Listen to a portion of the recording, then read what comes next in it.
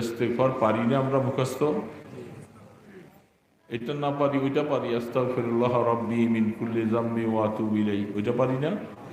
এটা পারি তো সবাই, কমপক্ষে 100 বার দৈনিক, কমপক্ষে 100 বার। পারবো না? সুবহানাল্লাহ ওয়া বিহামদিহি, সুবহানাল্লাহি ওয়া বিহামদিহি, সুবহানাল্লাহি ওয়া বিহামদিহি 100 বার। সকালে 100 বার, বিকালে 100 বার। যত গুনাহ আছে আল্লাহ রাসূল বলছেন মাফ করে দিবেন, সমুদ্রের ফেনার পরিমাণ হলেও। সকালে বিকালে 100 বার করে সুবহানাল্লাহ ওয়া বিহামদিহি, সুবহানাল্লাহ ওয়া বিহামদিহি। পারবো না? মা বোনরা আছে নাকি অনেকে, তারাও শুনতেছে, আপনারাও আমল করবেন।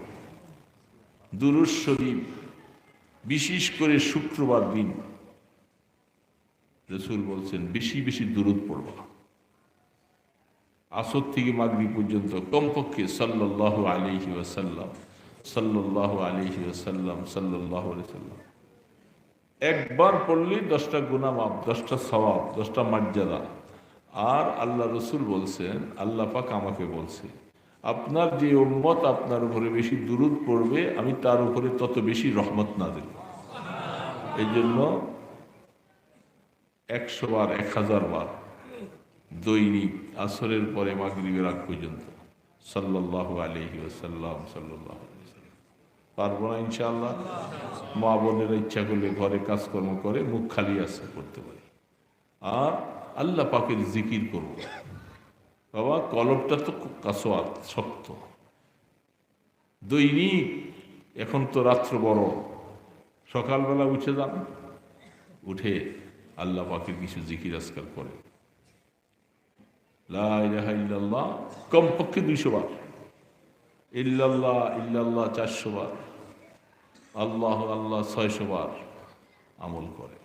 অনেক লাভ হবে বাবা। কথা বললে লাভ নেই, এই যে শুনে গেলাম আমল করলাম না, ফায়দা নেই। যেন আমলের মধ্যে লেগে থাকবো। পারবো তো ইনশাআল্লাহ? আমি খানা খাবো কেন? বেঁচে থাকার জন্য। বেঁচে থাকবো কেন? আল্লাহর ইবাদত করার জন্য। এখন বুঝে আসছে? সেই হিসাবে আপনারা তো 5 দিন কত আলোচনা শুনছেন, আলোচনা শুনতেছেন, কোন হুজুর কি কথা বলছেন, এগুলি আপনাদের কাছে মোবাইলে সব ধারণ করে রাখছেন। কি বলেন, ঠিক না? আগে তো এগুলি ছিল না, এখন সব মোবাইলে আছে, আছে না নাই? এগুলি চার্জ দিলে আপনারা ওয়াজগুলি পাবেন। এত আলোচনা শোনার পরে আবার আলোচনা করা লাগে। এখন আমাদের কি বাকি? আলোচনা যে শুনলাম সব কিছুর মধ্যে বাকিটা কি? আমল করা বাকি আছে। শুনতে হবে, শুনবো কি জন্য? আমল করার। বলেন কি জন্য? আমল করার জন্য না? তাহলে 5 দিনের সারাংশ কথা হিসাবে আমি ছোট্ট একটা আয়াত পড়েছি। অল্প সময় যুব সমাজ আছেন, অনেক অনেক জায়গায় মাহফিলে বুড়ারা বেশি, জুয়ানরা কম। এখানে জুয়ানের সংখ্যা বেশি, বুড়ারা কম। এটা ভালো লক্ষণ। জুয়ানরা দিনী মাহফিলে আসা, দিনী কথা শোনা, দিনী মজলিসে আসা, এটা কিসের লক্ষণ? ভালো লক্ষণ। বাবা ঠিক না ঠিক বলো? যে সময় এই সমস্ত জুয়ান ছেলেগুলি এরা ওই মোবাইলের আড্ডায়, এখন তো আর টেলিভিশন বলা লাগে না, ওইটা আগে বলতাম। এখন টেলিভিশন তো প্রত্যেকের হাতেই আছে, কি বলে ঠিক না? এখন আর টেলিভিশন চালায় না মানুষ, তার হাতে টেলিভিশন আছে। এই জন্য যুব সমাজগুলি আজকাল বিশেষ করে বন্দর দিনে তারা বিভিন্ন জায়গায়, পার্কে, বিভিন্ন আড্ডায় ঘোরাফেরা করে। সেই যুবকগুলি ওই সমস্ত কাজ ছেড়ে দিয়ে তারা যে একটা বেহেশতের বাগানে এসে বসছে, এটা কি ব্যাপারটা? কি বলেন? এটা অনেক বড় কথা। আল্লাহ পাক যে যুবকগুলাকে দ্বীনি মাহফিলে আইনে বসাই দিয়েছেন, আল্লাহ যেন আমাদেরকে পুরাপুরি হেদায়েত দিয়ে দেন। বলেন আমিন। আল্লাহু আকবার। আলোচনা সব হয়েছে, সব শুনছি, অনেক কিছু জানি, কিন্তু সবচেয়ে বড় জিনিস হলো মানা, আমল করা। যদি আমল করতে পারি দামি হয়ে যাবে। শুধু জানার নাম আলেম না। বহু মানুষ এলেম শিখছে, কিন্তু এলেম অনুযায়ী তার আমল নেই, কোনো আমল করে না। ওইরকম আলেম হওয়ার থেকে না হওয়া ভালো। কি বলেন, ঠিক না? যে আলেমের কাছে এলিমের অনুযায়ী কোনো আমল নেই, হাফিজে কোরআন। আমি অল্প কয়েকটা কথাই বলবো, যেহেতু অনেক কথা শুনছেন আপনারা, শুধু কয়েকটা কথা। আসবার সময় আমাকে বলছে, হুজুর, আমি বললাম যে এত রাত্রে আমি আমাদের ওইখানে ইসলাহি মাহফিল যেদিন থাকে মাসে একবার, সেদিন আমি বাহিরে প্রোগ্রাম রাখি না, অনেক তাড়াহুড়া করে। আপনারা যারা বসছেন মাসাল্লাহ, এর থেকে আমাদের ওইখানে লোক আরো বেশি ছিল। মাসে একটা ইসলাহি মাহফিল হয় আমাদের মসজিদে, আমাদের মাদ্রাসায় হয় সপ্তাহে, মাসের প্রথম সপ্তাহে, আর 3 নম্বর সপ্তাহে হয় আমাদের ডিএটি মসজিদে। সেইখানে বহু লোকজন আসে, তাদের সামনে কিছু দিনই কথা বলতে হয়, কিছু মেহমানদারি হয়। আমি খুব তাড়াতাড়ি করে তাদেরকে অসমাপ্ত অবস্থায় রেখে চলে আসছি। তো ওনাদেরও খেয়াল হলো, দুদূর আপনি দুই একটা কিছু মুখতাসের কিছু কথা বলে দোয়া করে দাও। সেই হিসাবে আমি কথা বেশি বলবো না। আমরা যারা আল্লাহ আমাদেরকে মুসলমানের সন্তান বানিয়েছে, এই বাচ্চাটা কাঁদতেছে কেন বসে বসে? এটা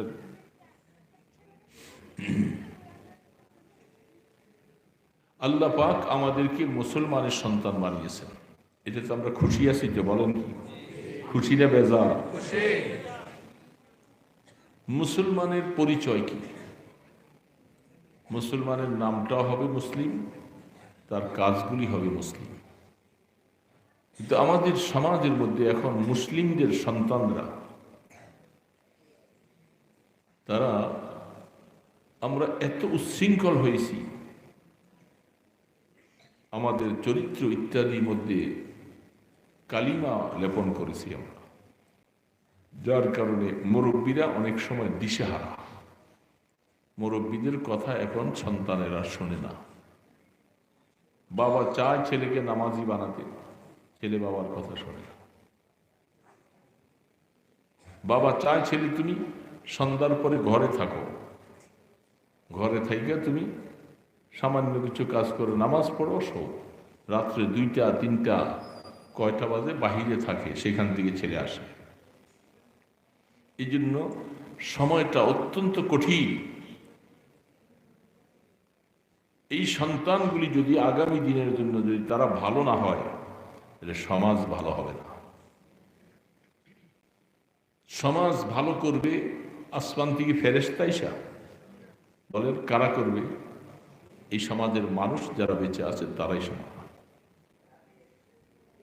আল্লাহ রব্বুল আলামিন আল্লাহ রসুলকে দিয়ে ঘোষণা দিয়েছেন, কিয়ামতের ময়দানে 5টা প্রশ্ন হবে। দোস্ত, কয়টা প্রশ্ন? বলেন আমার সাথে, কয়টা? এই 5টা প্রশ্নের অ্যান্সার দেওয়া ছাড়া, উত্তর দেওয়া ছাড়া একটা কদম কাউকে সামনে যেতে দেওয়া হবে না। বিশ্বাস হয়? লা ইয়াযালু কদমা ইবনে আদম ইয়াওমাল কিয়ামাতি হাত্তা ইউসআলা আন খামস। একটা কদম সামনে দিতে পারবে না। সেদিন কি দাপট দেখাইয়া, ক্ষমতা দেখাইয়া, আল্লাহ তোমার কথা শুনবো না, আমরা আসবো না, পারবেন? এমন ক্ষমতা আছে কারো? এমন ক্ষমতা কারো নাই। আল্লাহ পাক ডাক দিয়া বলবেন, সারা পৃথিবীটা যখন প্রলয় হয়ে যাবে, ধ্বংস হয়ে যাবে না সারাটা পৃথিবী? বিশ্বাস আছে আপনাদের? হ্যাঁ, আসমান থাকবে, নদী নালা পাহাড় পর্বত গাছপালা এগুলি থাকবে? কিছুই থাকবে। এটাকে বিশ্বাস করার নাম ঈমান। কিয়ামতের দিবসের উপরে বিশ্বাস রাখা। সেদিন সব ধ্বংস হয়ে যাবে, কোনো মানুষ নেই, শুধু একমাত্র আল্লাহ থাকবে। কুল্লু মান আলাইহা ফান, যত কিছু আছে সব কিছু ধ্বংস। ওয়ায়াবকা ওয়াজহু রাব্বিকা যুল জালালি ওয়াল ইকরাম। শুধু একমাত্র আল্লাহ সুবহানাহু ওয়া তাআলা বাকি থাকবেন, আর কিছু বাকি থাকবে না। তখন একটা ডাক দিবেন আল্লাহ পাক, লিমানিল মুলকুল ইয়াউম। এই পৃথিবীর বড় বড় রাজা বাদশা যারা বিভিন্ন মসনদে বসে বসে সারাটা পৃথিবীকে অশান্তি করে রাখছো, এই রাজা বাদশাগুলি তোমরা কোথায়? আজকে বিভিন্ন রাষ্ট্রওয়ালা, এরা সংখ্যায় অনেক বেশি, ক্ষমতায়ও বেশি, ধন সম্পদ অনেক বেশি। এরা আমাদের মতো মুসলমানদেরকে তারা সহ্য করে না, আমাদেরকে শেষ করে দেওয়ার জন্য তারা পরিকল্পনা করে। আমরা এই দেশ থেকে যদি চলে যাই, মরে যাই, তারা খুশি। এরকম শক্তিওয়ালা মানুষগুলি আল্লাহ পাক ডাক দিবেন। ফেরাউন, নমরুদ, হামান, কারুন, আল্লাহ ডাক দিবেন, বলো তো দেখি আজকাল রাজত্ব ক্ষমতা কার? এলান করে ডাক দিবেন। কোন সারা শব্দ নাই, সারা পৃথিবী স্তব্ধ, নাই কেউ। কে বলবে? আল্লাহ নিজের থেকে বলবে, লিল্লাহিল ওয়াহিদিল কাহ্হার। শুনে নাও, আজকের দিনের ক্ষমতা, রাজত্ব, হুকুমত সব কিছু ওই জবরদস্ত পরাক্রম শক্তিওয়ালা, যাকে স্তম্ভিত করার মতো ক্ষমতা পৃথিবীর নেই, আজকের ক্ষমতা আমার হাতে। বলেন সুবহানাল্লাহ। ক্ষমতা কার হাতে? সেই আল্লাহ পাকের কাছে যাওয়া লাগবে না? এই যুবক বাবাদিরা, যাওয়া লাগবে তো? হয়তো তুমি বুড়া হইয়া যাইবা, নতুবা জুয়ান অবস্থাও যাইতে পারো। দুনিয়াতে আসার সিরিয়াল আছে, যাওয়ার কোনো সিরিয়াল নাই। জুয়ান চলে গেছে, বাবা রয়ে গেছে, ছেলে শেষ। তাহলে যাওয়া তো লাগবে ওনার কাছে। সব ময়দান হাসরে যাওয়া লাগবে। সেদিন আল্লাহ পাকের কাছে যাওয়ার পরে প্রশ্ন করা হবে, 5টা প্রশ্ন। প্রথম প্রশ্নটা হবে, তোমাকে যে আমি একটা হায়াত দিয়েছিলাম 70 বছর, 60 বছর, 50 বছর, 100 বছর, এই হায়াতটা কোথায় ব্যয় করছো বলো? কে বাবা, এই প্রশ্নটার উত্তর তৈরি করে দিতে হবে না? হ্যাঁ, পরীক্ষার হলে পরীক্ষা দিতে যদি ছাত্র যায়, এক্সামিনার পরীক্ষা নেবে, প্রশ্ন দিবে। লেখাপড়া যদি ভালো করে করে তাহলে তার কোনো চিন্তা নাই, কলমটা নিবে, প্রশ্ন নিবে, আর ধপাধপ করে লিখতে শুরু করবে। ঠিক না ভাই? ঠিক বলে। আর বকলম, লেখাপড়া করে নাই, আড্ডা মারছে, কাল ঘুরে ঘুরে খাইছে, সে পরীক্ষার হলে বিকা প্রশ্ন দেখলে কলম কামড়াইতে হবে, কলম কামড়ায় বৈশা বৈশা। কতক্ষণ পর্যন্ত বৈশা থাকা? পেটের ভিতরে কিছু নাই, জেহানো কিছু নাই, খালি খাতাটা জমা দিয়া চলে আসে। কি বলেন? এরকম দামির ছাত্র আছে না নাই? কিছু লিখতে পারবে না। ঠিক কিয়ামতের ময়দানে আল্লাহ যখন আপনাকে আমাকে প্রশ্ন করবে, হায়াত দিয়েছিলাম, হায়াতটা কোথায় ব্যয় করে আসছো, আমাকে জবাব দাও। সন্ত্রাসী করেছো, জেনা ব্যভিচার হাইজাগের মধ্যে লিপ্ত ছিলাম না, তো আমার জুয়ারিটাকে তুমি আমার ইবাদতে কাটাইছ। সারা দিনের মধ্যে নামাজ কয় ওয়াক্ত পড়লাম? আজকের একটা শুক্রবার দিন গেছে, এই শুক্রবারে আমরা জুমার নামাজে হাজির হয়েছি। কারা কারা বাবা দেখান তো দেখি, কারা কারা হাজির হয়েছি? সবাই হাজির হয়েছি। কেউ কেউ আছে 2-1 হাজির হই নাই, তিনিও সবার সাথে হাত তুলছে। কারণ হলো আমরা তো আর জানি না, উপরওয়ালায় জানি কি জানে না। তাহলে নামাজ পড়লাম না বিশাল একটা অপরাধ, এবং মিথ্যা বললাম এটা আরেক। সবাইকে ফাঁকি দেওয়া যাবে, আল্লাহকে ফাঁকি দেওয়া যাবে না। এটা এটা মনে আছে তো আমাদের, ফাঁকি দেওয়া যাবে, কোনো অবস্থাতে ফাঁকি দেওয়া যাবে না। আল্লাহ পাক বলে, গোলাম এত সুন্দর করে তোমাকে বানাইলাম, সব কিছুর ব্যবস্থা করলাম, তুমি জানো না তোমাকে পাহারাদারি করার জন্য আমার ফেরেশতা নিযুক্ত করে রাখলাম। রাত্রে যখন বিছনায় শুয়ে পড়ো, আমার ফেরেশতারা পাহারাদারি করে। একটা পিঁপড়া যদি কানে দিয়া ঢুকে যেত, এই পিঁপড়াটা যেন ঢুকতে না পারে, ফেরেশতারা সব খেয়াল রাখে। নাক ডেকে ঘুমাইতেছ গোলাম, ফজর কোথায় চলে গেল, তোমার ঘুম শেষ হয় না। আল্লাহ পাক বলে, সময় মতো আমার কাছে আসবা, ওই সময় সব কিছুর হিসাব নিয়ে নিব, যা মনে চায় করতে থাকো, কতদিন দুনিয়ায় থাকবা, আশা লাগবে আমার কাছে। এই জন্য আল্লাহ পাক প্রথম প্রশ্ন হবে, হায়াতটা কোথায় ব্যয় করলাম। যদি কিছু অ্যান্সার দেওয়ার মতো থাকে বলা যাবে, আর যদি হায়াতকে যদি শুধু ছেলেবেলার খেলের মতো উচ্ছৃঙ্খলতা করে যদি হায়াত শেষ করলাম, জবাব দেওয়া যাবে না। জবাব দেওয়া যাবে? তাহলে পিছনে হায়াত যা চলে গেছে, বুড়া বুড়া মুরব্বীরা তারা এখনো অনেক চিন্তা করতেছে, হায় হায় হায়াত তো জীবনে জুয়ানিটা কোন কাজে ব্যয় করলাম। ওয়ান শাবাবিহি ফিমা আবলা, হায়াত কোথায় ব্যয় করছো? বিশেষ করে হায়াতের মধ্যে তোমার একটা জুয়ানি দিয়েছিলাম, তোমার দাপটে মানুষ সব থরথর করে কাঁপছে। কত বড় হুঙ্কার দিয়েছিলাম, সাহস নিয়ে কথা বলেন অনেকে। এমন একটা জুয়ানি দিয়েছিলাম, এই জুয়ানিটা কোথায় ব্যয় করছো? এই জন্য বুড়া বাবাজিরা তারাও ধরা খাবে যদি জুয়ানিটা ভালো কাজে না লাগায়। জুয়ানিটা যদি আল্লাহ পাকের কাজে না লাগাই, এখন বুড়া হয়ে গেছি, ধরবে না? ধরবে না? এই জন্য বুড়া বাবাজিরা মনে রাখবা, যেই হায়াতটা জুয়ানিটা আল্লাহর ইবাদতে কাটাইয়া যারা বুড়া হয়েছ, তাদের জন্য অনেক বড় পুরস্কারের ঘোষণা আছে। যদি হায়াতটা জুয়ানিটা আল্লাহর ইবাদতে কাটাইয়া 50 বছর হয়ে যায়, ইবাদতের মধ্যে কাটাইয়া গেছে, আল্লাহ পাক তাদের জন্য পুরস্কারের ঘোষণা। সেই পুরস্কারটা সে উন্মাদ হবে না, পাগল হবে না। বয়সটা যখন বাড়তে বাড়তে 60-এ পৌঁছে যায়, তখন আল্লাহ পাকের তরফ থেকে ঘোষণা আসে, আল্লাহর দিকে সে পুরোপুরি ভাবে রুজু হওয়ার মতো আল্লাহর সাথে সম্পর্ক করার তৌফিক আল্লাহ তাকে দান করে।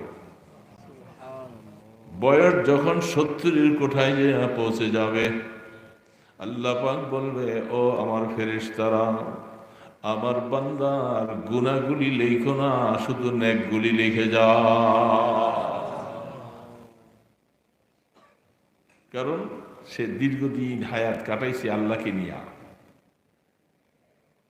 80-র ক্যাটাগরিতে 80-র কোঠায় যখন হায়াত পৌঁছে যাবে, আল্লাহ রাব্বুল আলামিন একটা ঘোষণা দেওয়া হবে, হুয়া আমিনুল্লাহি ফিল আরদ ওয়া আসিরুল্লাহি ফিল আরদ। ফেরেশতারা আমার বান্দার নামে 2টা সার্টিফিকেট দিয়ে দাও। একটা হলো জীবনে সে 80টা বছর পর্যন্ত আমার গোলামি করেছে, আমাকে ছাইরা কোনোদিন যায় নাই। সে জমিনের মধ্যে যে আছে আমার গোলামি করছে, একজন বিশ্বস্ত বান্দা, সার্টিফাই করে দাও সে আমার একজন বিশ্বস্ত গোলাম। আসিরুল্লাহি ফিল আরদ, সে জমিনের মধ্যে আছে, সে একজন জেলখানার কয়েদির মতো। জেলখানার কয়েদি যেরকম জেলে থাকতে চায় না, আমার এই গোলামটাও দুনিয়ার হায়াত এখন তার কাছে আর ভালো লাগে না। সে এখন চায় যে আল্লাহ তুমি কখন ডাক দিয়া নিবা, আমার কাছে আর দুনিয়া ভালো লাগে না।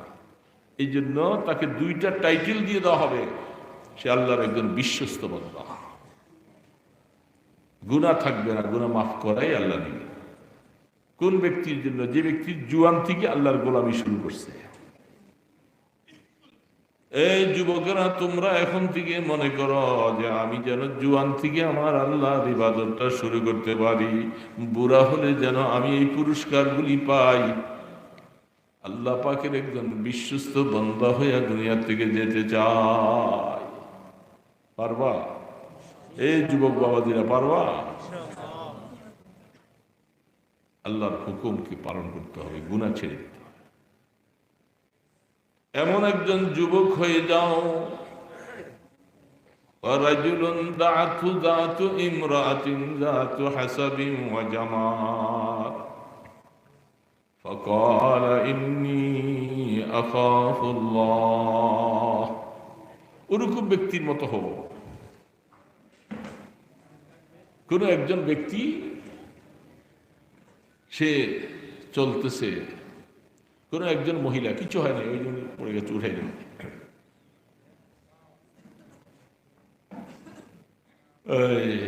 যেটার ক্ষমতা যতটুক এর বেশি লোড তার মধ্যে দিলে এরকমই হবে, ঠিক না? চেয়ারগুলি এগুলি হালকা, একজন বসছে, আবার নাতিকে বা ছেলেকে কোলে নিয়ে বসছে, লোড বেশি হয়েছে না? হ্যাঁ, চেয়ার বলতেছে আমি তো আর পারতেছি না, আমার ক্ষমতার বাহিরে আমার উপর কেন লোড দিলা, এই জন্য আমি ভাঙ্গা পড়ে গেছি। দোষ কার? চেয়ারের? দোষ আমার, যেহেতু আমি না বুঝে পড়ছি। প্রত্যেকটা জিনিসের এরকম। আল্লাহু আকবার। কথা প্রসঙ্গে মনে পড়ল, মদিনা শরীফে একটা আঙ্গুরের বাগান, যে আঙ্গুরের বাগান মালিক বাগানের ভিতরে, তা একটা ওট আছে ভিতরে, পালা ওট, খুব বুদ্ধিমান। ওটটা বাগানের ভিতরে কেন যেন সে পাগলের মতো হয়ে গেছে, তছনছ করে এখান থেকে ওইখান থেকে সব ভাঙ্গা পাড়াই পুরাইয়া সব নষ্ট করে ফেলতেছে। উটের মালিক, বাগানের মালিক অবস্থা দেখে ওট যদি পাগলামি শুরু করে, ওটে যদি আবার কামড় দেয়, সে কামড় ছুড়ে না। এমনি কিন্তু তারা খুব ভদ্র শরীর, পাগলামি করলে যদি একবার চেইটা যায় কঠিন। আল্লাহ পাক কোরআনে বলছেন, ওটের দিকে তাকাও, আমি আল্লাহ পাক কাইফা খলিকাত, আমি কেমন করে ওটটা বানাইছি এটা দেখে দেখে আমার কুদরতের চিন্তা করো। বলে সুবহানাল্লাহ। ওটের আল্লাহ পাক অনেক কিছু দিয়েছেন। গরুর হাঁটু ভাঙে, মাঝখান দিয়া একটা ভাজে, হাঁটুটা ভাঙ্গা বসে না। ওটের ভাঙা দুইটা, ওটের হাঁটুটার থেকে লইয়া দুইটা ভাঙা হয়। বানাইবার সময় আল্লাহ ওই কায়দায় বানাইছে, কারণ ওটটা বড় জানোয়ার, সে যদি হাঁটুটা ওইভাবে সুন্দর করে ভেঙে যদি না বসে, কেউ উঠতে পারবে না তার, কারণ সে এক ভাঙা দিলে অনেক উঁচা হয়ে যাবে। এই যে দুই ভাঙা দিয়া বসলে ওটটা জমিনের কাছাকাছি হবে। এবং ওটের মধ্যে সে অনেক দিনের পানি, তার ভিতরে এমন একটা পাত্র আছে, সেখানে পানিগুলি সংরক্ষণ করে রাখে, যদি সে পানি এক সপ্তাহ নাও পায়, ওইখান থেকে পানি নিয়ে নিয়ে সে খাইয়ে চলতে পারে।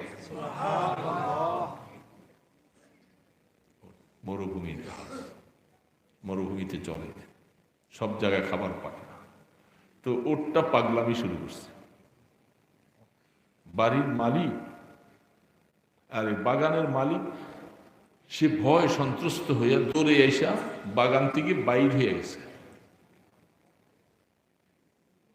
এমন সময় দেখতেছে রহমতে দো আলম হাবিবি কিবরিয়া মুহাম্মদুর রাসূলুল্লাহ বলেন সাল্লাল্লাহু আলাইহি ওয়াসাল্লাম, তিনি রাস্তা দিয়ে যাইতেছে। আল্লাহর হাবিবকে পাইয়া দৌড়ে এসে বলতেছে, ওগো আল্লাহর হাবিব, আমার এই বাগান, আমার এই ওটটা অবাধ্য হয়ে গেছে, সেটা কথা শুনতেছে না, বাগানকে তছনছ করে দিচ্ছে।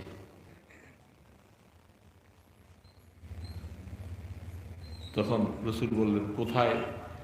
এই তো বাগানের ভিতরে। ওই যে আল্লাহ রসুল বাগানের গেইটে যেয়ে দাঁড়াইছে, ওটা আল্লাহ রসুলকে দেখা দূরেই আসতেছে। মালিক বলতেছে, রাসূল আপনি একটু সাইডে চলে যান, এত পাগল হয়ে গেছে, কাকে আহত করে। বলে তুমি ক্ষান্ত হও, ক্ষান্ত হও, আমি শুধু তোমার নবী না, আমি ওটেরও নবী। হ্যাঁ, ওট পাগলামি করবে না। ঠিক আল্লাহ রসুল তিনি বাগানের গেটের মধ্যে দাঁড়ানো, ওটা দ্রুত গতিতে দৌড়ে আইসা আল্লাহ রসুলের পা মোবারকের মধ্যে মাথাটা ফেলে শুয়ে পড়ছে।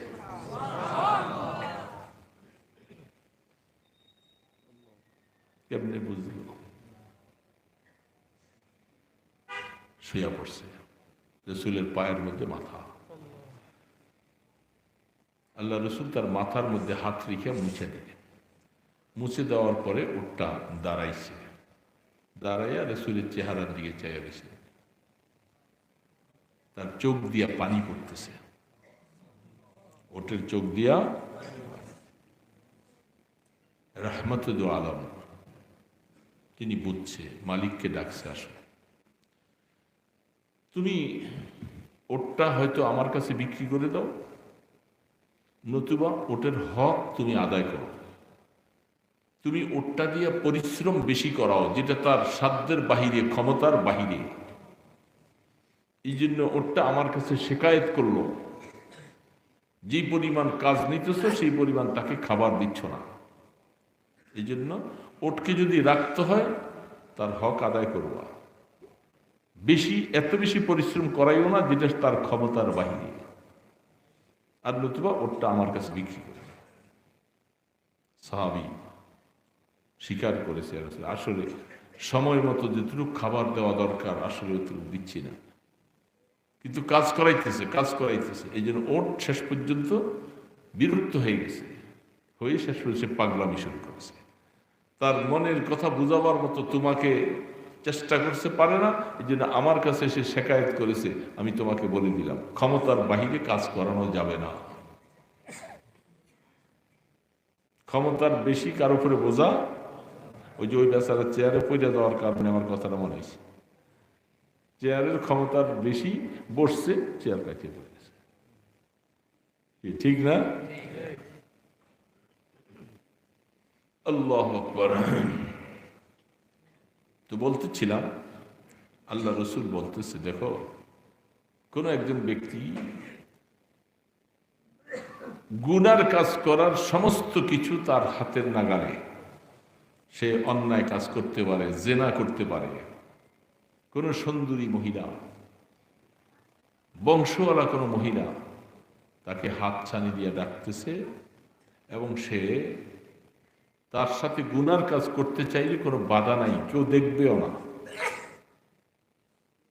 ওই সময় যদি সেই যুবক যদি আল্লাহ পাকের ভয়ে যদি সেই অন্যায় কাজ থেকে ফিরে আসতে পারে, আল্লাহ পাক বলেন যেমন কাজটা কঠিন থেকে ফিরে আসছে সে অন্যায় কাজ থেকে, কিয়ামতের ময়দানে তার পুরস্কারটা এত বড় হবে যেটা সকলে পুরস্কার পাবে না। সেটা হলো আমার আরশের নিচে কিয়ামতের ময়দানে তাকে জায়গা দিয়ে দেবে।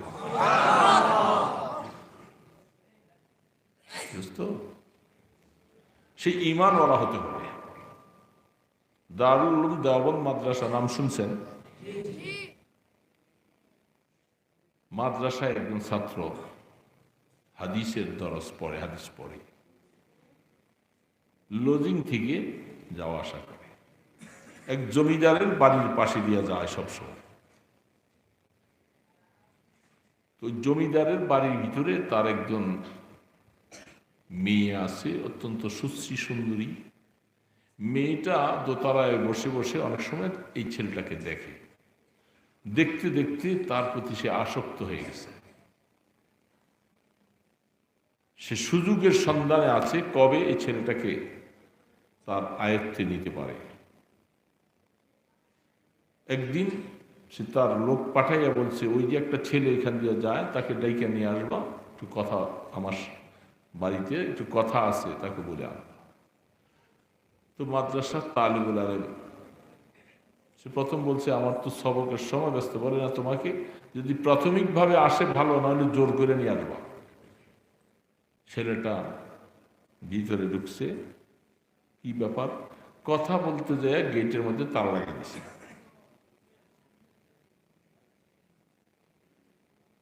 এখন সেই বাড়ির ভিতরে মেয়েটা তাকে এমন অবস্থায় কথা বলার নাম দিয়া আন্দর মহলে নিয়ে গেছে, তার সাথে তার মনের ভাব প্রকাশ করে গুনাহ করার জন্য সবকিছুর ব্যবস্থাপনা তৈরি। একজন হাদিসের ছাত্র মহাবিপদে, কি করতে পারে এই অবস্থায়? আশ্রয় নেওয়ার মতো জায়গাও নেই, কেউ নেই। আল্লাহর নবী ইউসুফ আলাইহিস সালামকে জুলাইখা যা করেছিল, এটা তো একজন নবীর সাথে করা হয়েছিল, আর তিনি তো একজন এই রসুলের উম্মত, একজন সাধারণ ছাত্র। সে কোনোভাবে বলতেছে না আমি এই অন্যায় কাজের মধ্যে কোনোভাবে পারব না, আমি তো আমার আল্লাহকে ভয় করি। মেয়েটা এমন ভাবে পরিস্থিতি তৈরি করেছে, তার বাঁচার উপায় নেই। বলে যদি আমার কথা যদি তুমি না মানো তাহলে তোমাকে মেরে ফেলবে, হদিশও পাওয়া যাবে না। আল্লাহু আকবার। হাদিসের মধ্যে আছে ইত্তাকু ফিরাসাতাল মুমিন ফাইন্নাহু ইয়ানজুরু মিন নূরিল্লাহ। কোন আল্লাহর বান্দা যদি তার হায়াতটা ইবাদত আল্লাহ পাকের বন্দিগির মধ্যে কাটায়, আল্লাহ তাকে অন্তর্দৃষ্টি খুলে দেয়, এমন বুদ্ধি আল্লাহ তাকে দেয়, গুনাহ থেকে বাঁচার মতো সুযোগটা চলে আসে। আল্লাহ পাকের দেওয়া নূর থেকে তারা দেখে। সেই যুবক ছেলেটা কুল কিনারা বুদ্ধি না পাইয়া চিন্তা করেছে, ঠিক আছে তুমি আমাকে যখন এই অন্যায় কাজের জন্য ডাকছো, আমাকে একটু সুযোগ দাও, আমি একটু টয়লেটে জরুরত সেরে আসি। ঠিক আছে যাও। টয়লেটে যাওয়ার পরে টয়লেট যা হয়েছে, এই সমস্ত টয়লেটগুলি সারা শরীরে মাখছে।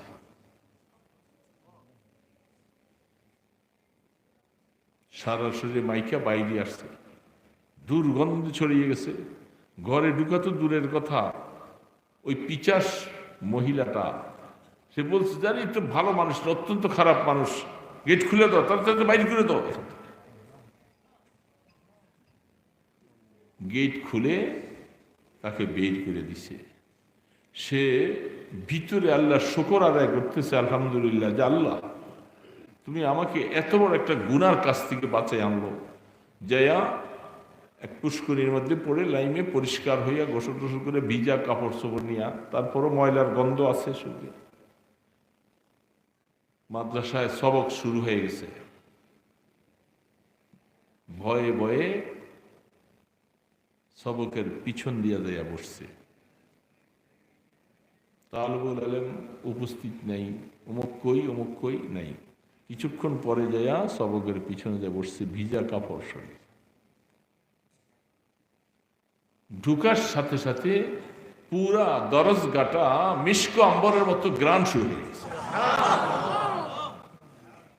সারা দরজগার শুধু এদিক সেদিক যাচ্ছে, কে এত ভালো আতর দিয়ে আসছো, এত সুগ্রান কে লাগাই আসছো।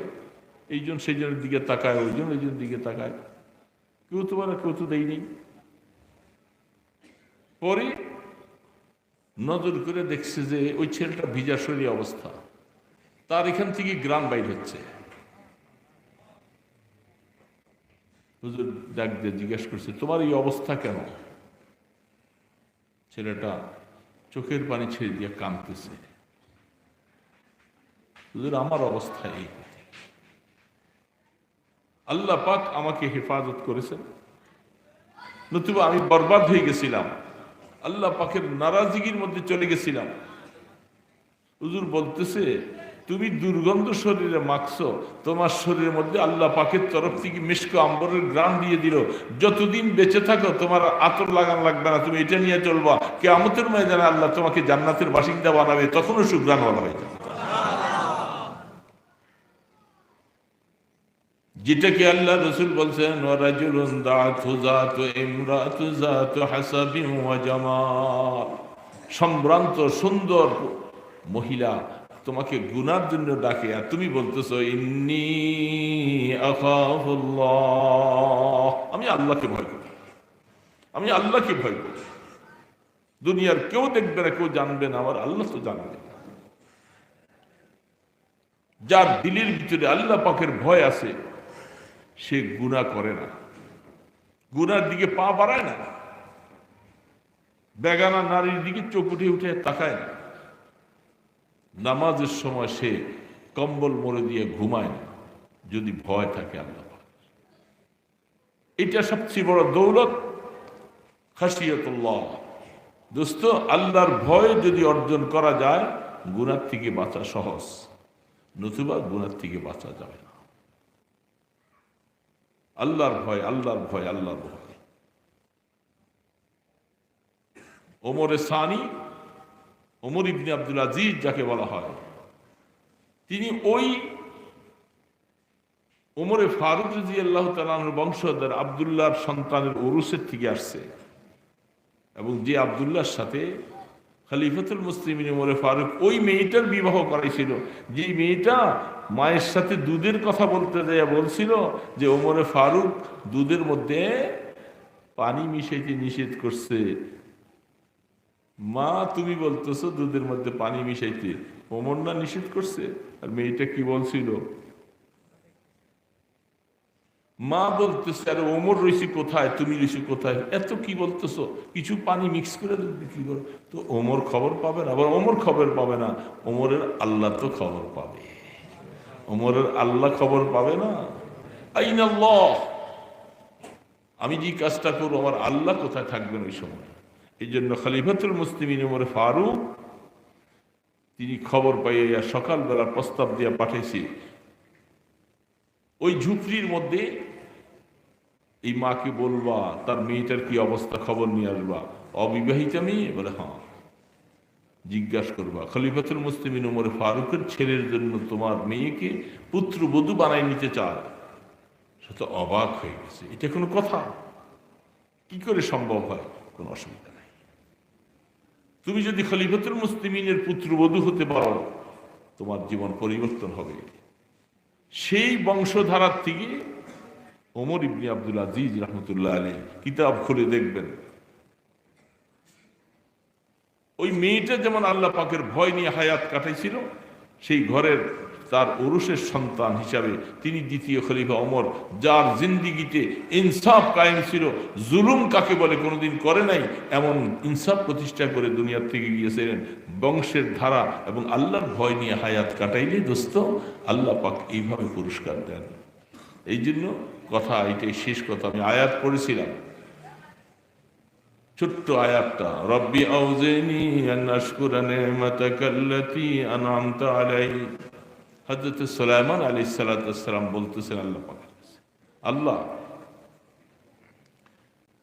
তুমি আমাকে যে এত নেয়ামত দিয়েছো, আমার মা বাবাকে দিয়েছো, আমাকে এমন একটা দিল দাও, আমি তোমার এই নেয়ামতগুলি পাওয়ার কারণে আমি যেন বেশি বেশি করে শুকর আদায় করতে পারি, তোমার এই নেয়ামতের শুকর আদায় করে যেন আমি হায়াত কাটাইতে পারি।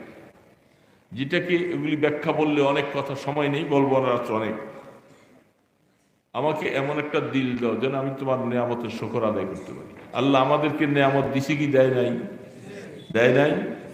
চুপ করে থাকলেন তো, দেয় নাই নেয়ামত? বলবেন যে এত কি দিছে আমার, গাড়ি দেয় নাই, বাড়ি দেয় নাই, বড় কিছু ফ্যাক্টরি দেয় নাই।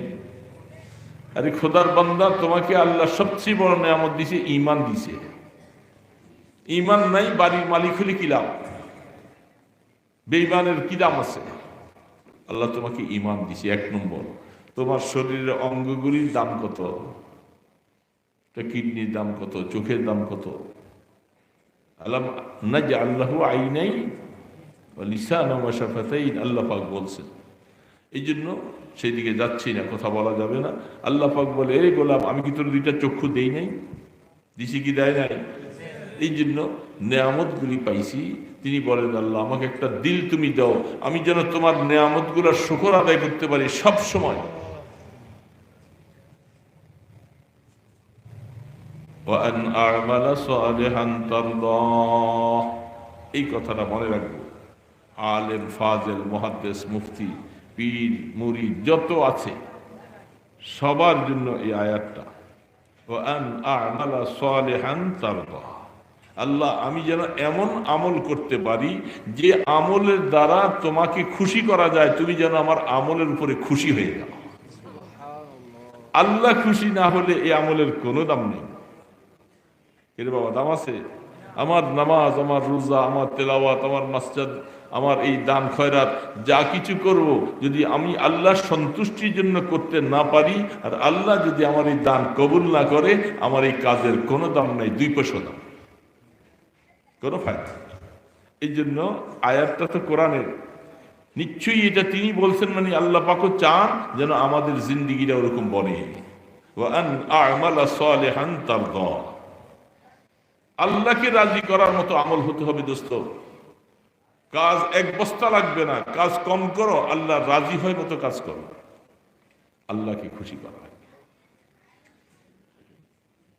ওয়া আদখিলনি বিরহমাতিকা ফি ইবাদিকা সালিহিন। কি আশ্চর্য কথা! নবীরা সবার থেকে শ্রেষ্ঠ মানুষ, তারপরে নবীর মাধ্যমে এই আয়াতটা আল্লাহ নাজেল করছেন আমাদের নবীর উপরে।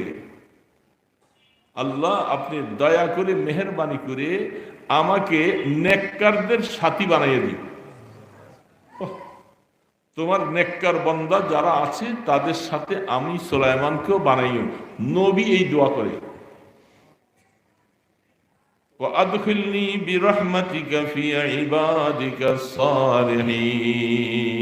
আল্লাহ আপনার নেককার বান্দা যারা আছে দুনিয়ার মধ্যে, যারা আসবে কিয়ামত পর্যন্ত, যারা আসবে কিয়ামতের ময়দানে, আমাকে ওই নেককারদের সাথী বানাইয়া নিবা। তাতে বোঝা যায় নেককারের সাথী হয়ে থাকার জন্য আল্লাহ চায়। তাহলে আয়াতটা এইভাবে নাযিল করতেন না। আল্লাহ পাক বলে, গোলাম নেককারদের সাথী হয়ে থাকো, তাদের সাথে বন্ধন লাগাও, তাদের সাথে সম্পর্ক লাগাও, দেখবা কিয়ামতের ময়দানে এদের সাথে যদি হাসর হয়, তাহলে তাদেরকে আল্লাহ যেইভাবে মূল্যায়ন করবে, তুমিও তাদের সাথে পার হয়ে যাবে। দানের সাথে চিটা যেরকম, রাস্তার পাশে দোকানের মধ্যে আটার দোকান, আটার মধ্যে রাস্তার ধুলাবালি পড়ে কি পড়ে না, এগুলি কি ধুইতে পারে কোনোদিন? এমন কোন আছে যে আটা ধুইয়া তারপরে আটা রুটি বানাবো? আটা থাকবে। তাইলে এই কম দামি ধুলাবালিগুলিও আটার মধ্যে পড়ে, আটার দামে বিক্রি হয়ে গেছে, হয় না? ঠিক নেককারদের সাথী হয়ে থাকতে পারলে, তাদেরকে ভালোবাসলে, তাদের আমলকে নিজের মধ্যে ফিট করতে পারলে, কিয়ামতের ময়দানে তাদের সাথে হাসর হবে। আল্লাহ সুবহানাহু ওয়া তাআলা আমাদেরকে যেন নেককারদেরকে ভালোবাসা মহব্বত করে নেককারদের সাথী হতে পারি, আমাদেরকে যেন আল্লাহ সুবহানাহু ওয়া তাআলা তাদের সাথে কিয়ামতের ময়দানে হাসর নসিব করুন। এই কথা বলে আমার আলোচনা শেষ। আর কোনো কথা আছে আপনাদের? বলেন। আচ্ছা, আস্তাগফিরুল্লাহাল্লাযী লা ইলাহা ইল্লা হুয়াল হাইয়ুল কাইয়্যুম ওয়া আতুবু ইলাইহি। أستغفر الله الذي لا إله إلا هو الحي القيوم وأتوب إليه.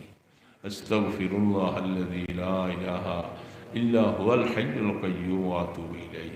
لا حول ولا قوة إلا بالله العلي العظيم. এই ইস্তিগফার পারি না আমরা মুখস্থ? এটা না পারি ওইটা পারি, আস্তাগফিরুল্লাহ রাব্বি মিন কুল্লি যামবি ওয়া আতুবু ইলাইহি, ওইটা পারি না? এটা পারি তো সবাই, কমপক্ষে 100 বার দৈনিক, কমপক্ষে 100 বার। পারবো না? সুবহানাল্লাহ ওয়া বিহামদিহি, সুবহানাল্লাহি ওয়া বিহামদিহি, সুবহানাল্লাহি ওয়া বিহামদিহি 100 বার। সকালে 100 বার, বিকালে 100 বার।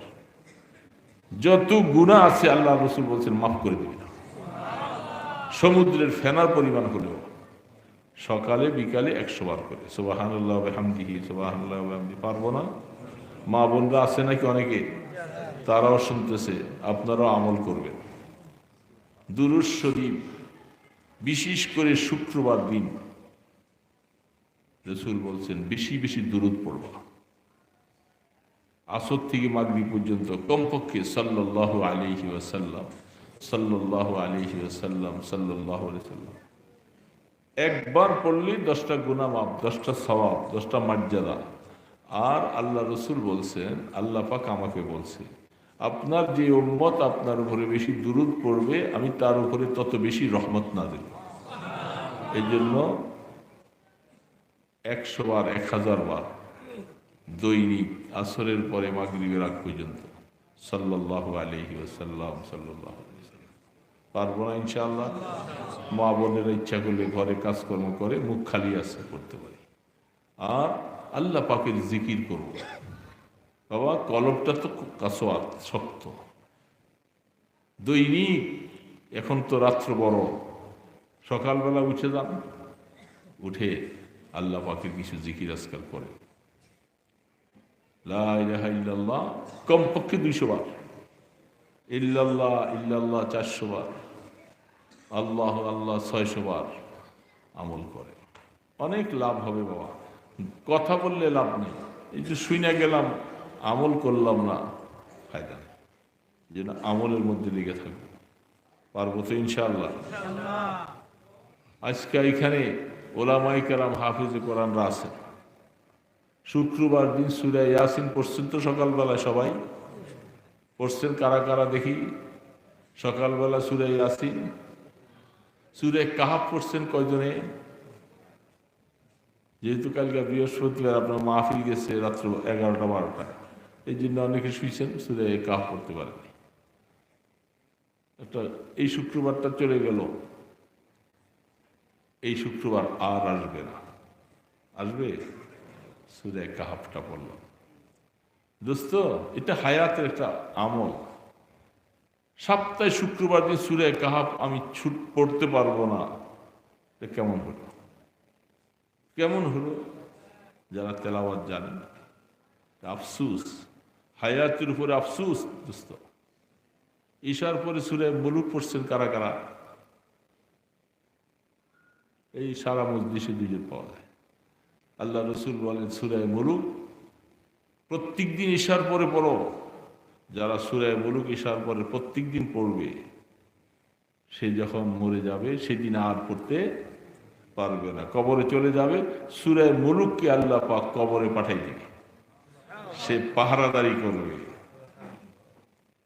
এবং বলবে আমি আমার এই সূরা মুলুক পড়নেওয়ালা একে নিয়ে ময়দানে হাসুনি আল্লাহ জান্নাতে পৌঁছা পর্যন্ত আমি তার সাথী হয়ে থাকবো। দোস্ত, সূরা ওয়াকিয়া মাগরিবের পরে পড়ছেন। হাজারো ব্যস্ততার মধ্যে এগুলি আমল ছুটবে কেন? দোস্ত, আমি বলতেছি কেন ছুটবে? কেন ছুটবে? আলেম ওলামাদের, তালিবুল ইলম, তোমাদের তো ছুটার কথা না। তোমরা তো এগুলাকে লাজেম বানাই দিবা। আলাইকুম বিন নওয়াফিল ফাইন্নাহু দা'বুস সালিহিন ক্বাবলা। এগুলি নফল ইবাদত। আল্লাহ রসুল বলেছেন এগুলি নিজের জীবনের জন্য লাজেম বানাই নাও। এই আমল করিয়া তোমাদের পূর্বে যারা ছিল তারা আল্লাহওয়ালা হয়েছে আমলের মাধ্যমে। এই জন্য শুধু গল্পের দ্বারা কি লাভ? সূরা ওয়াকিয়া আমি ডেলি পড়ব, সূরা মুলুক পড়ব, আমার হায়াতে যতদিন বেঁচে থাকি আমি একদিনে ছুটবে না। এটার নাম হলো জিন্দিগি। সূরা ইয়াসিন ফজরের পরে কম্পালসারি, প্রত্যেক সপ্তাহে সূরা কাহাফ। পারবো ইনশাআল্লাহ? আজকের থেকে নিয়ত করি সবাই। আল্লাহ পাক আমাদের সকলকে আমল করার তৌফিক দান। اللهم صل على محمد وعلى آله وأصحابه وبارك وسلم. اللهم صل على محمد وعلى آله وأصحابه وبارك وسلم. اللهم صل على محمد وعلى آله وأصحابه وبارك وسلم. الحمد لله رب العالمين والصلاة والسلام على أشرف الأنبياء والمرسلين. يا حي يا قيوم برحمتك نستغيث أصلح لنا شأننا كله ولا تكلنا إلى أنفسنا طرفة عين. اللهم لا أحصي ثناء عليك أنت كما أثنيت على نفسك. اللهم آت نفسي تقواها أنت خير من زكاها أنت وليها ومولاها. فاطر السماوات والأرض أنت وليي في الدنيا والآخرة. توفني مسلما والحقني بالصالحين. مولاي كريم 5 দিন পর্যন্ত দিনই আলোচনা হয়েছে এখানে। আজকে শেষ দিনের শেষ অবস্থায় আল্লাহ আমরা কতগুলি গুনাহগার বান্দা, আল্লাহ ওলামায়ে কেরাম, তালিবুল ইলম, হাফিজ কোরআন, আয় আল্লাহ মুরব্বীরা, আমরা সকলে মিসকিনের মতো 2টা হাত তুলেছি। আল্লাহ আল্লাহ আপনি রহমান, আপনি আরহামুর রাহিম, আপনি আরহামুর রাহিম। আল্লাহ আপনার রহমতের সীমা নাই। আল্লাহ আমাদের গুনাহগুলি মাফ করে দাও। আল্লাহ আমাদের গুনাহগুলি মাফ করে দেওয়া। আল্লাহ আমাদের ভয় লাগতেছে। আল্লাহ এই গুনাহ নিয়ে আমাদেরকে কবরে ডাক দিও না মাওলা। অন্ধকার কবরে কেমনে থাকবো মাওলা? কবরের বন্ধু কে হবে মাওলা? একা একই কবরে কেমনে থাকবো আল্লাহ? আল্লাহ বাতি নাই, বিছনা নাই, কেউ নাই, নির্জনতার মধ্যে নিয়ে শোয়াই দিয়ে আসবে। আল্লাহ ফেরেশতারা আইসা বসাবে, প্রশ্ন 3টা করবে। আল্লাহ জবাব দিতে না পারলে কবরটা তো জাহান্নামের গর্ত হয়ে যাবে। আল্লাহ এ মাওলা জবাব কি করে দিব মাওলা?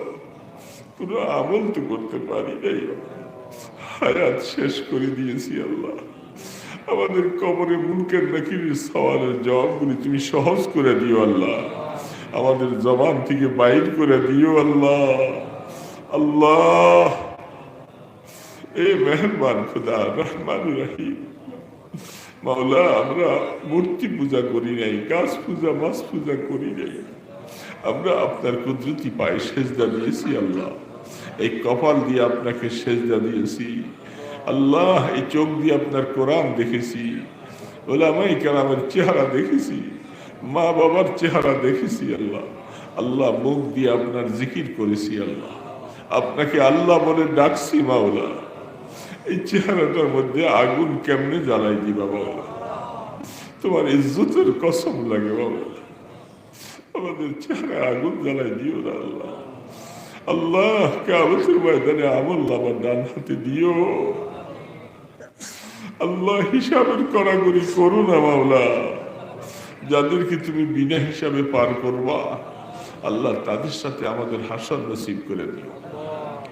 ইয়া আল্লাহ আপনার বন্ধুর হাতে হাউজে কাউসার থাকবে, আমাদেরকে 1 গ্লাস নসিব করে দিও।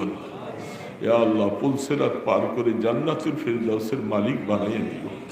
আল্লাহ আমাদের মা বাবাকে মাফ করে দাও, আমাদের দাদা দাদি, নানা নানি, আমাদের উস্তাদ মুর্শিদ সবাইকে মাফ করে দাও। সবার কবরকে রহমতের কবর বানিয়ে দাও। আল্লাহ আমাদের ছেলে মেয়ে বিবি বাচ্চা সবাইকে দিনদার বানাও, আলেমে হক্কানি রব্বানি বানাও, আমাদের বংশের মধ্যে হাফিজে কোরআন বানাও। আল্লাহ এই মাদ্রাসা কবুল করে লও, মাদ্রাসা কবুল করে লও। আল্লাহ ছাত্র যারা পাগড়ি নিয়েছে তাদেরকে আলেম হবার তৌফিক দাও। আল্লাহ যারা এই মাদ্রাসাকে মহব্বত করেছে, টাকা পয়সা দিতেছে, আল্লাহ সবাইকে তুমি মহব্বত করো। আল্লাহ আল্লাহ ইউসিরাকে আমাদের ময়দানে নাজাত করে দিও। আল্লাহ আত্রাফের মুসলমানদের দিলের সাথে মহব্বতের সম্পর্ক লাগিয়ে দাও। আয় আল্লাহ আল্লাহ মেহরবানি করে গভীর রাত্রে আমাদের ফরিয়াদগুলি তুমি কবুল করে দাও। আল্লাহ মা বোনেরা হাত তুলেছে, তাদের সকলকে আবেদা সালেহা বানিয়ে দাও, নেককারিনী বানিয়ে দাও। আল্লাহ তোমার গোলামির জন্য তাদেরকে কবুল করো। কিয়ামতের ময়দানে আল্লাহ তাদেরকে স্বামী স্ত্রী হিসাবে জান্নাতের বাসিন্দা বানিয়ে দিও। আল্লাহ নেককার আওলাদ ফরজন্দ নসিব করে দিও। আল্লাহ নেককার আওলাদ ফরজন্দ নসিব করে দিও। মদিনার দরবারে কোটি কোটি দুরুদ ও সালামের হাদিয়া পৌঁছে দাও। আপনার হাবিবের উসিলায়, আপনার ইসমে আজমের উসিলায় আমাদের দোয়াগুলি কবুল ফরমান। সাল্লাল্লাহু তাআলা আলা খায়রি খালকিহি মুহাম্মাদ ওয়া আলা আলিহি ওয়া আসহাবিহি আজমাইন বিরহমাতিকা ইয়া আরহামার রাহিমিন।